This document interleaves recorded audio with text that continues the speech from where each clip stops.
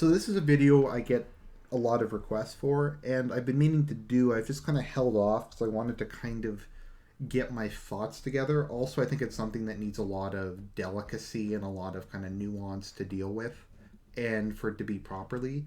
Because I think it's very easy to dismiss kind of views like mine. So this is just going to be my best attempt to kind of give an overview and go through it. I'm not going to go through a bunch of specific studies or cite sources throughout this necessarily. That's not because I couldn't find some, it's just because it'll derail this and make it way longer.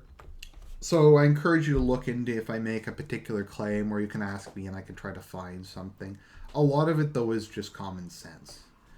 Generally speaking, with studies, there's an expression: either they prove common sense or they're wrong. So that being said, let's begin at the beginning, at the most basic form of social organization, at the basis of every society. Everything begins with the family. The basic unit of society, traditionally speaking, prior to kind of modern liberalism, was the family. It was not the individual. It was never the individual. Society at its lowest possible level is the family, because it is the original unit of social organization. There was the family, then that became the tribe, then that became the village, then that became the state, then that became the nation. And all are kind of reflections upon, they're kind of scaled up versions of that initial force that is at the center of society. And by the family, we mean a man, a woman, and children. And it's been that way for every successful civilization. And this is kind of something I realized as I went through everything.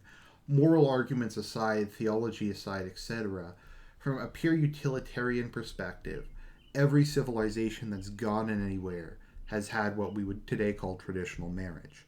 Now, before people go into attack me on that, I just like to say I understand polygamy existed, but polygamy was between men and women. So it was, gender roles were still more or less the same. Also, polygamy led to a lot of very bad social consequences. In particular, succession was always messed up because there's normally a head wife. So who inherits if one of the lower tier wives has a child before the head wife?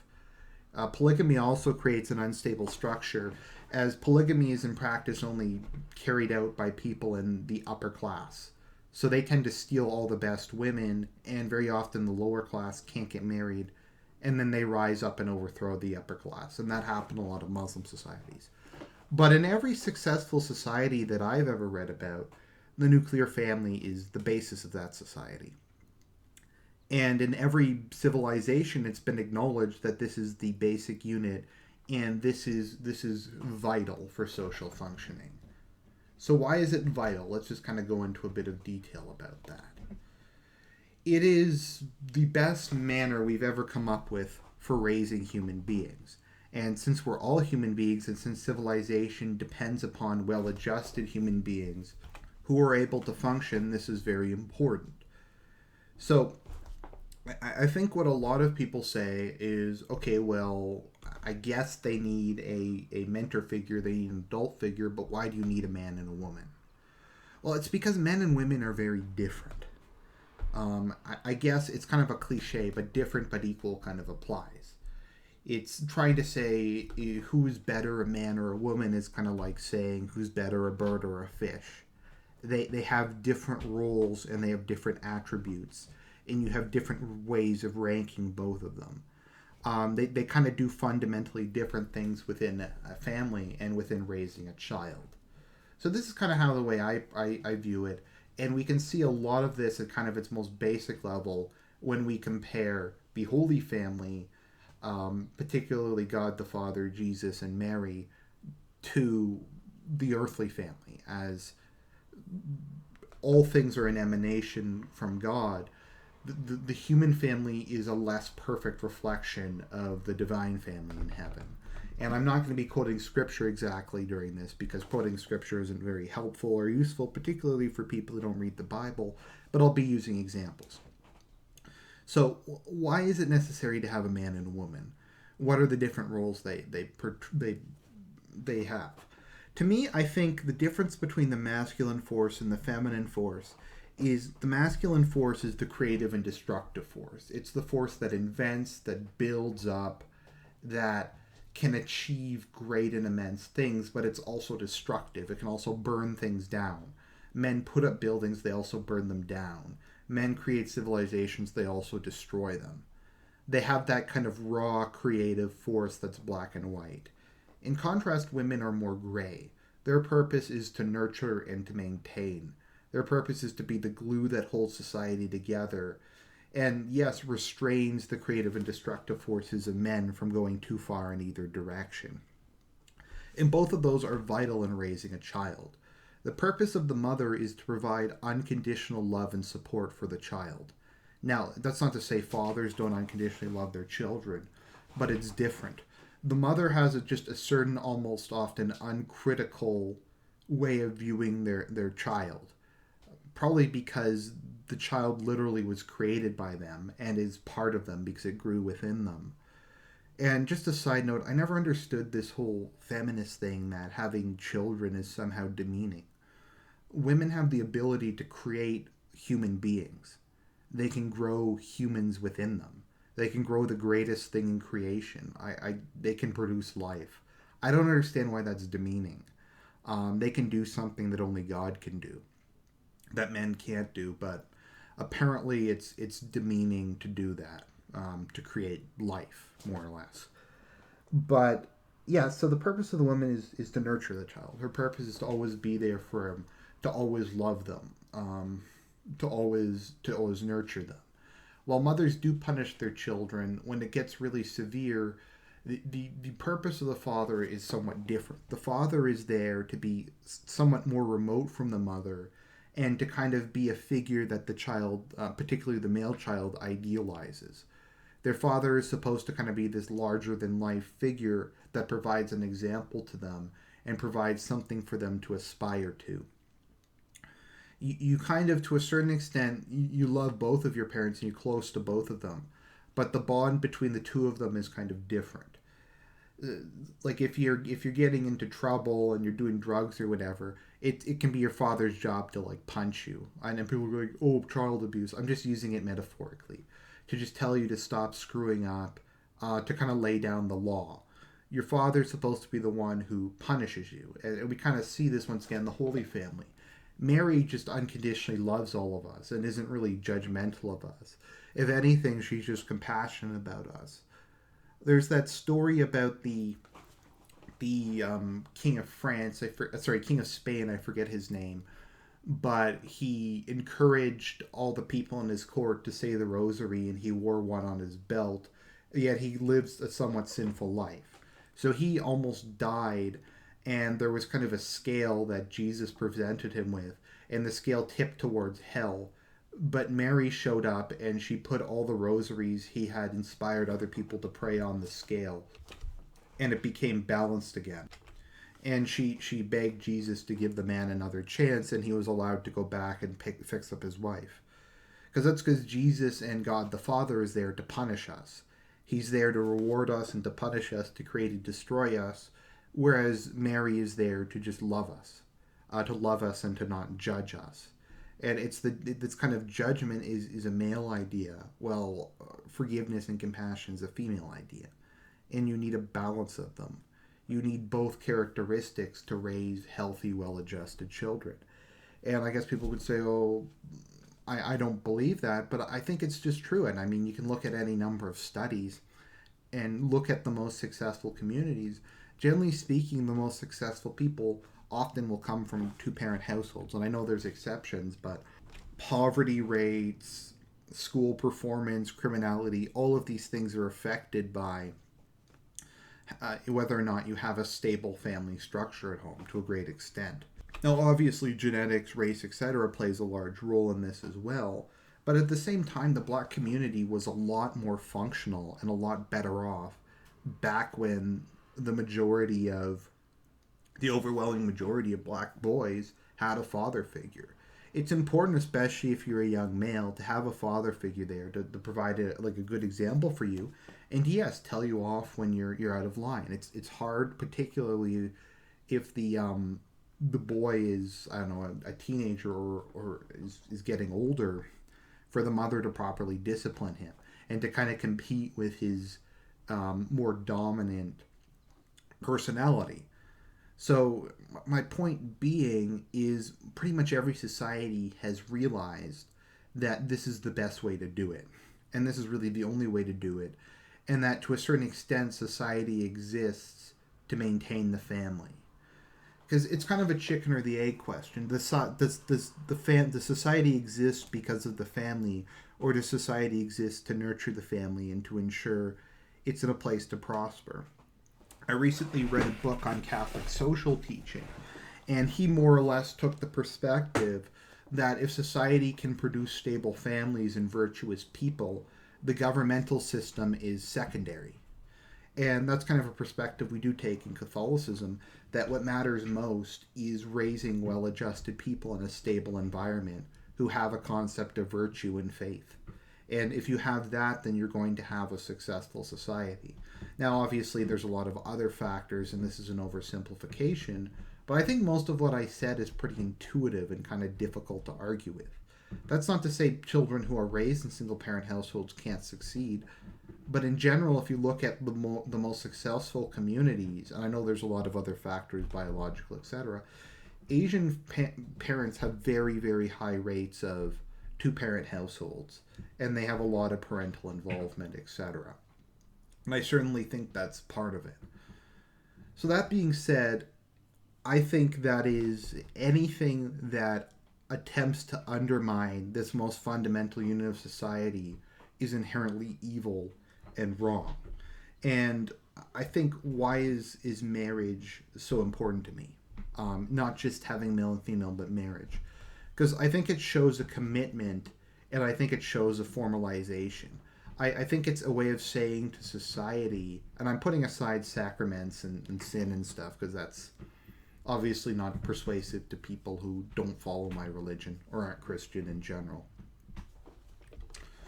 But traditionally, what marriage is seen as is primarily about two people coming together for the purpose of producing the next generation. And that was the focus, to have children. And when you eliminate formal marriage in favor of common law or just people living together, I think what it does is it divorces marriage, relationships and sex from kind of its original purpose, from the purpose of creating and sustaining society. And it makes it solely about the individual pleasure of the couple. I think it also is kind of antisocial in it states, I will not participate in this most basic institution that every society has had. And every successful society that I know of has had marriage. And people go, well, there's some random tribe in the Amazon that hasn't invented fire and has 12 words that doesn't have marriage. And I say, yeah, so what? But and I think you have to understand, like, I'm not a Puritan, I'm Catholic. And in Catholicism, what we believe is the family and marriage serves two purposes. On one hand, yes, there is the sexual aspect of it. Sex was created by God to be pleasurable. It's men and women are supposed to find pleasure in one another. Beyond that, they're supposed to find companionship. Woman was created so man would not be alone. Woman was created so that man would have her nurturing and her love, and a man isn't complete without a good woman. Behind every good man, there's a good woman, and there is that companionship, there is that sexual element, and that is part of marriage, and that is extremely important. I'm not some Puritan who's like, oh, you have to have sex with your clothes on for procreative purposes only. But if you completely divorce the concept of sex, if you divorce the concept of relationships from the family, I think it perverts it, and I think it changes the way society views itself. I think it makes it less future-oriented, and it makes it more about the now. It makes it more about personal pleasure as opposed to what's good for the family, what's good for my community, what's good for society, and it makes it more about the individual. And just as a general note, I know I don't live up to all of these things, and I don't pretend to be an ideal person. I don't think you have to live up to your ideals to say what you think is best for society. So long as you don't exclude yourself from that and you acknowledge that you fall short of them. But yeah, so that's my issue with common law, with premarital sex, etc.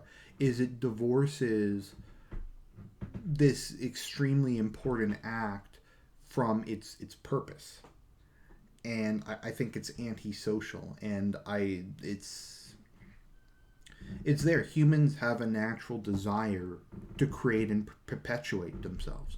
That's the purpose of life, and that's the purpose of society, is the maintenance and advancement of your individual life, your family's life, your nation's life. And through pursuing improvement in ourselves, in growth, in change, in development, that's when that defines us as people. And if you divorce pleasure from that, I think it is disordered, and I think it has hurt society. And that's one of the reasons why premarital sex is bad. That's one of the reasons why I think abortion is, well, other than just killing babies, but that's another issue, is so bad. Is it divorcing sex from its original purpose, and it's perverting it. So hopefully that kind of makes sense. So let's move on to homosexuality and that kind of sphere, because people always wonder why I'm so hard on it and why I'm so against it. Well, at a basic level, by normalizing it, what you're doing is you're saying that I don't think you can normalize something like that without saying that it is equivalent to or is not inferior to the traditional and nuclear family. I don't think you can normalize it. I don't think you can portray it neutrally without that implication that it is equal or that it is the same thing.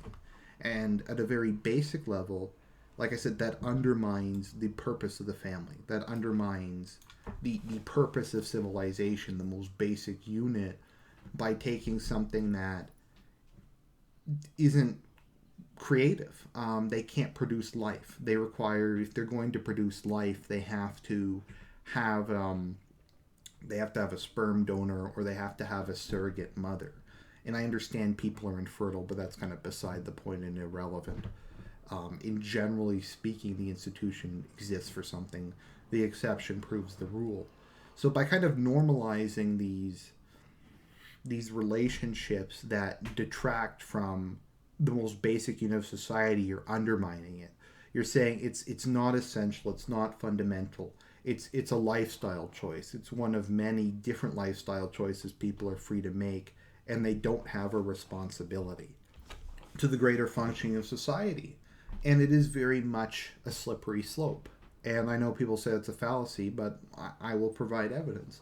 At first, they're like, okay, we have to make it so homosexuals aren't persecuted in private, which I actually agree with. I don't think you can ever. There will always be people with those inclinations. The bigger issue, I mean, it's a matter of personal sin and the state of your soul, but the bigger issue is whether or not it's being promoted or openly displayed. So they're like, okay, now we're just going to have it okay to be gay in public. Now we just want the same rights as normal people. Now we want gay marriage. Now we want it to be viewed equally. Now we want it to be viewed as superior. And there was kind of a flow here.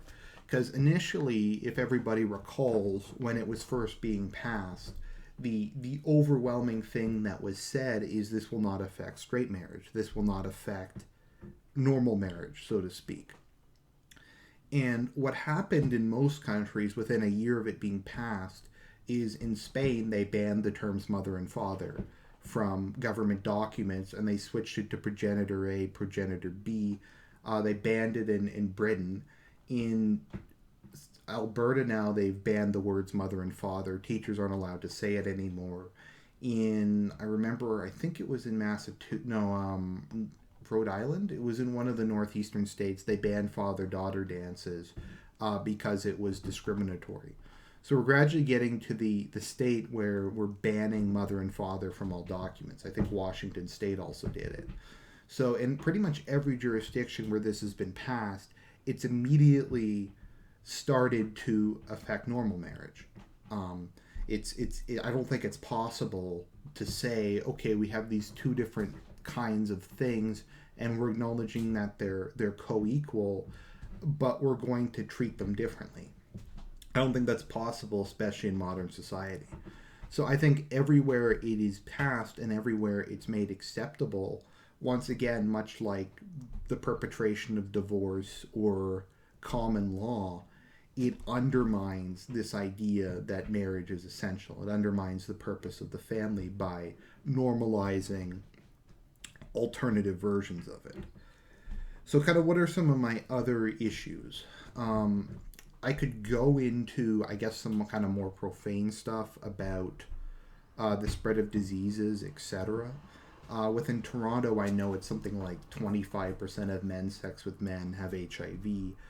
There's a bunch of diseases that used to be around but are coming back, like med-resistant gonorrhea, syphilis, development of med-resistant AIDS that happen. But I think at a very basic level, a lot of these people are just disordered, and I don't really see how you can argue that. If anyone's seen the movie Standard Fuck Party, that scene, or the movie The Gift, you have in that Bill talks about 120 guys who just have an orgy on a regular basis. None of them use condoms. There's like one guy who kneels down, and everybody just comes up behind and fucks him. And there's some heterosexuals who act a little bit like that, but that's kind of the norm in that community. And more than that, that's kind of the identity of that community is 100% sexual. It's not even really romantic. It's not about something else. Like if you had a heterosexual Pride Day, it would probably be about the family. It would be about romance. It would be not necessarily a sexual thing. But if you look at all representations of gay identity, it's entirely sexualized. And that's kind of partially why I post the videos I do about it. Because there's always a dildo, there's always bondage gear, there's always like just disgusting sex toys. And if you have like a heterosexual store, it would be like Valentine's, like romantic evenings, getaways, that kind of thing. And that's kind of their culture. But when you get into gay culture, it's entirely just like orgies and stuff like that. It's that is the purpose of it. If you've ever seen a pride parade, it's like entirely sexual, and people make their kids go to it, and they have to see that stuff, and kids shouldn't be exposed to that stuff until they're a bit older. Sex is a very powerful thing, and a very strong thing, and you have to be careful when exposing children to it, especially when they're young and impressionable. And that's part of why the whole tranny thing is so insane, is you have children who still believe in Santa Claus and the Easter Bunny being told they might be the opposite gender. These children haven't gone through puberty yet. Until you go through puberty, I don't think you can really understand it, because you just don't have the normal hormonal feelings that are associated with your gender. So you have that. It's also a wedge issue. It's also virtually all gays also support globalism. They also support political correctness. They also support socialism. It's kind of part of they're one of the centerpieces of the whole thing, and they act in a very imperialistic way. They've imposed speech codes. You're not allowed to publicly criticize them. You're not allowed to publicly talk about them. You're not even allowed to express a preference for a... Almost immediately, whenever they achieve something, they go to the next one. First, it was just, we just want it to be normalized. Then we want marriage. Now we want to de-emphasize traditional marriage. And now you even see from Huffington Post and Slate and some other issues, they're trying to normalize pedophilia with their whole love is love thing. If we're going to take the perspective that it's just about love, it's just about the way you feel, not restricted by biology, then I don't understand why you wouldn't take it a step further and go with pedophilia, or why you wouldn't go with bestiality. Because if we're taking the perspective that people can't judge, that marriage and relationships aren't about the continuation of society, aren't about the completion of the individual or creating life and raising the next generation, then there's no reason that it couldn't be expanded limitlessly, because it ceased to have any social value. Its only real value after that is with regards to the lingering value it has. The way people just naturally view it as a good thing. So that's part of it. Also, just a lot of these people are just disordered, and I feel bad for them. Particularly transsexuals. Transsexuals are not well-adjusted people. I remember, and I'm sorry, it's a disgust warning. From what I've read and what I've heard is, with regards to male to female transsexuals, they have to basically use something to keep their artificial vagina open on a daily basis. They basically have to pull it open to prevent the open abscess from closing. Because if it closes, they're no longer able to piss, and it'll back up, and they'll die of septic shock. And that's kind of the sort of thing we're supposed to accept as normal. And the suicide rates are extremely high among these people. Drug use is extremely high among these people. If you look at the movie The Gift, which is what Standard Fuck Party is from, people in that movie are deliberately trying to get HIV. And it's viewed as kind of a sexual pleasure to get it, and then you don't have to worry about it anymore. And even when they get it, they still continue to have unprotected sex with hundreds of men. And they just don't even care about it. And I remember the Canadian Medical Association ruled that you don't have to inform your partner if you have HIV/AIDS. They said that's okay. It doesn't matter. And there's also there's just a lot of health issues. There's a lot of ways it undermines civilization. There's a lot of ways it leads to the normalization of other antisocial behaviors. So I hope that people enjoyed it.